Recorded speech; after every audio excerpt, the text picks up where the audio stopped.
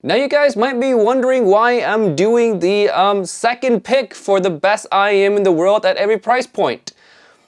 And that's because you guys asked for it.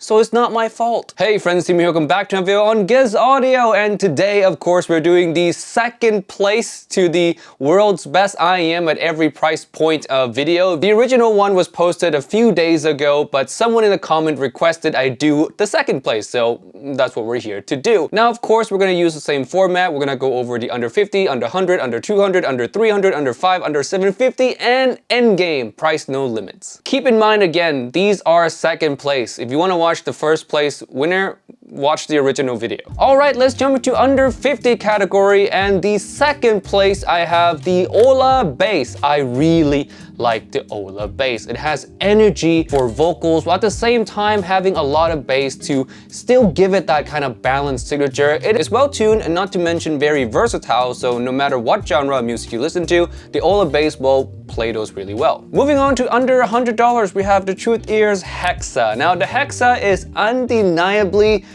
solid. It's not my favorite tuning because it does lack some contrast, it lacks some fun elements, but it is very neutrally tuned, easy to listen to, and also has good details for the price as well. So even though I don't vibe with it personally, it still deserves the second place. Moving on to under $200 category, I have two options. The first one being the Sennheiser IE200. This one has that heady soundstage that I really love in IEM, like the S12, the SA6 series. These kind of very trebly soundstage just give an IEM that wow factor, and the IE200 has that at only $150. Now, there is a caveat. You do need to do a tape mod, and if you don't know what that is, I suggest you watch my full review of the IE200, because if you don't do that, the gimmick that comes with the IE200 kind of sucks out a lot of the bass which is required for the IEM to sound good. So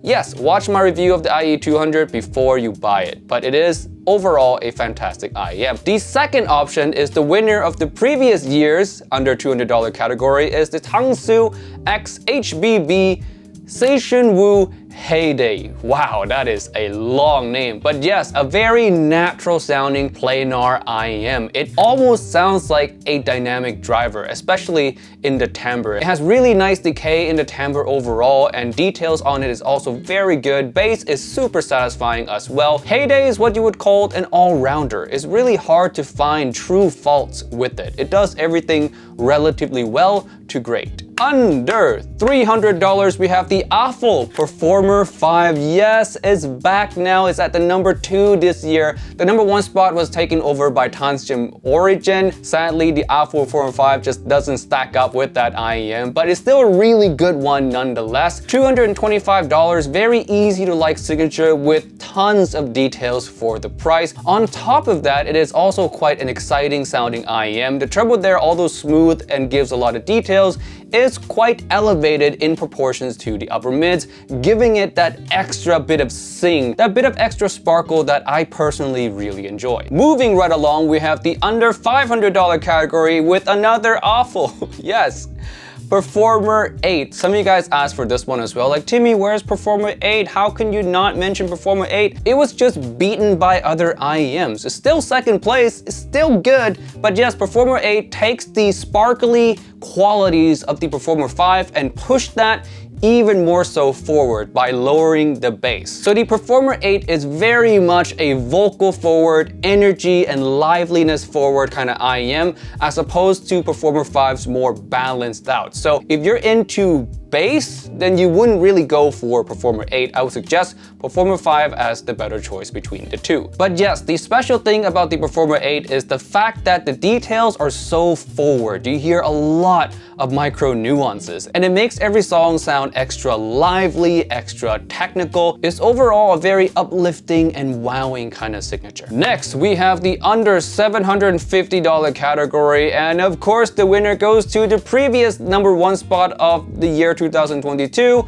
Moondrop's Variation. I still love this thing to death. When it comes to female vocals especially, it is still so wonderful. One of the best IEM to display female vocals. So lively, so clean. And of course, with that really clean lower mid-range, you get that really nice separation between the bass and the rest of the instruments, also creating this really spacious and wide soundstage feel as well. Variation is still one of the best IEM out there on the market today. And last but not least, we have the endgame category. Of course, like I said in the original video, there's no number one, there's no king yet. So what is the runner-up to the king, I guess? The queen?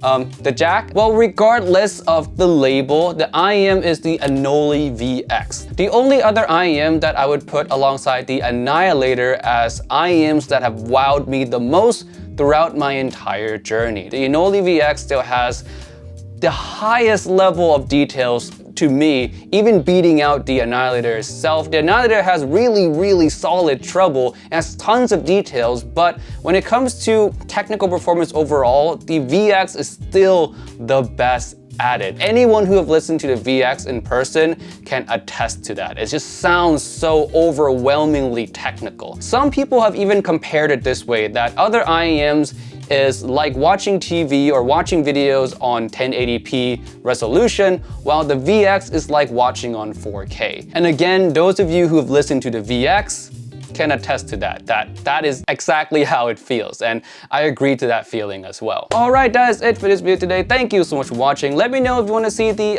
third place, I guess. Please don't. I don't want to do a third place. But yes, thank you guys again for watching, and I'll see you guys in the next video. Peace out and bye.